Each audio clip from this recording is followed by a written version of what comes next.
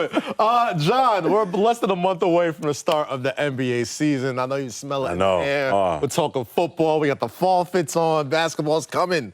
What's the most exciting thing for you about the NBA season coming up? Well, just the start of the season, always is an incredible thing, right? Like as an NBA fan, just that very first month, the very first week, the very first games, can't wait. You got like parties going on. You're setting your alarm clock to make sure you don't miss it. But, most part, I'm a Knick guy. Yeah. Everyone knows that. We know once a Knick, always a Knick. Sometimes I get told on the show I gotta not be as biased, but I love the Knicks. So my storyline every year is how are the Knicks gonna be. And I think, the first year Tibbs being with the Knicks and getting off to that good start, then having that, 9 to 10 game winning streak. You need one of those in the season. You need to get off to a good start. The East is stacked this year, so we know some of the teams are just shoe-ins for the playoffs. I think right now, Chicago Bulls, with the uncertainty with Lonzo Ball, not sure. So they're not going to get off to the same start. And the Hornets, you might be able to. So there's 2 spots that I think are kind of up for grabs. The other 8 spots are pretty solid, I think. So the Knicks are going to have to really get off to a good start to crack into that playoff contention, which I think they can do. All right, part of getting off to a good start would be a smooth start and a smooth fit for one Jalen Brunson. Before it went down, I know you were excited about it. And you and I went back and forth a little bit about postseason versus regular season, but here he is. So what are your expectations from Jalen Brunson?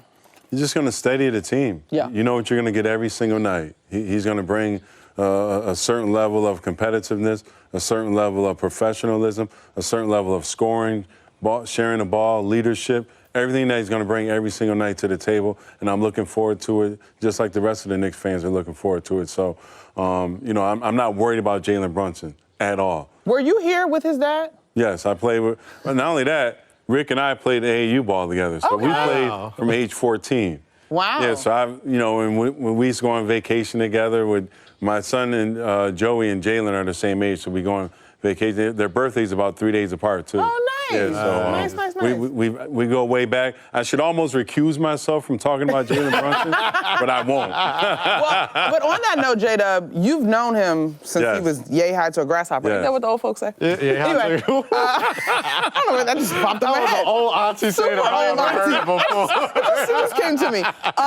But are you surprised at what he's been able to accomplish? I mean, you've known his dad, you've known how he was brought up, you know about both of their work ethics. Well, I know his dad well enough to know how hard his dad worked him. Yeah. And it was really, he was really hard on him, and it paid off. Yeah. And I know, knowing that, I know there's nothing that Jalen can't go through in terms of being coached really hard. He's going to respond to it well every single time. It's not going to be he's not going to be shell shocked, not going to be a surprise to him.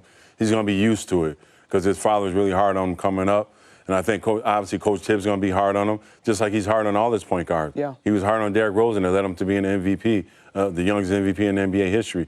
So, therefore, I think he's going to be hard on Jalen, and Jalen's going to be receptive and respond to that in a positive way. J-Dub, Knicks fans are excited for Jalen Brunson. You're excited for Jalen Brunson. I think somebody who might be the most excited for Jalen Brunson is R.J. Barrett. Just signed a new extension, you know what I'm saying? And any Knicks fan, anybody watch the game is like, wow, we're going to see him play with some spacing for the first time ever. That being said, with this extension and R.J. Barrett going into his 4th season, is he now the leader of this team to you? I don't really get caught up in the leaders, right? Like, who's the leader of the team? Like, who's the leader of the Lakers team when Kobe and Shaq? Like, I don't get caught up in the leader. Is he going to be one of the leaders? Absolutely. A lot's going to be asked of him every single night. Coach Tibbs is going to put a lot on his plate from not just from the offensive side of things, but the defensive side of things. He's going to be asked to bring it every single night. And it's not just because he got paid the money, it's because he can do it. But it does feel like there's a lot of factors into there. I mean, he went 3 overall. He got that extension. You look at people in his class. They're not talking about, is John Morant the leader of the Grizzlies? They're not talking about Zion Williamson the leader of the Is Zion Williamson the leader of the Pelicans? I think that's my point. They're not having that conversation. They know they are the franchises, you know. So you're saying Zion Williamson is the leader of the Pelicans he's right now? He's 1,000% the most important person on the Pelicans. Wait a minute, I'm on this side on this one. Hold on. What? No, I'm saying Zion is the most important player on the Pelicans, and that makes him the leader. We just said the word leader. You said important. Don't try to Jedi mind trick me. I'm not Jedi mind tricking you. Are we talking about leaders or most important? Okay. we talking about leaders. Make the question most important. As R.J. Barrett's draft class, in addition to the contract, in addition to coming off his best year, in addition to all these things, would that make him the leader of this team like it would for a John Morant and Zion Williamson since they're in the same draft class and they're not having that conversation? Well, I think it's set up a little different, right? Because John Morant obviously is the unquestionable leader and the point guard of that team. Yeah. He's the absolute, without a question, best player on that team. Yeah. Right? And I don't want to get into, is RJ better than Randall and is RJ better than Jalen Brunson?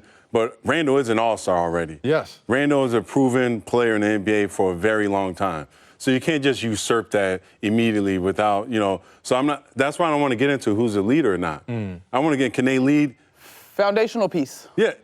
Exactly. Definitely. Thank you, Monica. Yes, yes, Thank yes. you. Get your woman Thank you. Thank you. And is he a foundational piece? Absolutely. All right. Speaking of foundational pieces, we got time for one more with you, J-Dub. Give me your starting five, because our pre- and post-game producer, Q, and I were going back and forth about this. We didn't necessarily agree, so I want to hear who you got. Well, I got Jalen Brunson. Okay. I got Grimes, R.J. Barrett, Randall, Mitchell Robinson.